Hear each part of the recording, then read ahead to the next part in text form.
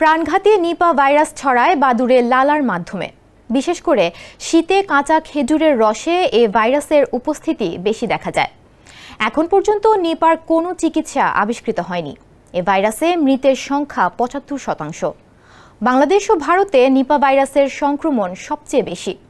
এর স্বীকৃত কোনো টিকা না থাকলেও এবার এসেছে এক দারুণ সুখবর। পাবলিক হেলথ ভ্যাকসিনস PHV নামের একটি যুক্তরাষ্ট্রভিত্তিক বায়োটেক কোম্পানি উদ্ভাবন করেছে PHV02 নামের একটি টিকা, যা বাংলাদেশের মধ্যবয়সীদের দেহে পরীক্ষা করা হবে। 2026 সালের শুরুর দিকে এই ট্রায়াল শুরু হবে বলে জানা গেছে। ট্রায়ালে 500 প্রাপ্তবয়স্ক এবং 70 শিশুর ওপর এই টিকার নিরাপত্তা, সহনশীলতা এবং নিপা ভাইরাসের বিরুদ্ধে এটি কতটা কার্যকর তা পরীক্ষা করা হবে। জেনেক্সে শিফট করো, লাইফকে লিফট করো। গুরুত্বপূর্ণ এই ট্রায়ালের জন্য PHVকে $17.3 মিলিয়ন দেবে CPI। CPI এর গবেষণা ও উন্নয়ন নির্বাহী পরিচালক ডাক্তার কেন্ট কেস্টার জানিয়েছেন, প্রাথমিক অবস্থায় এই টিকা দারুণ কার্যকারিতা দেখিয়েছে।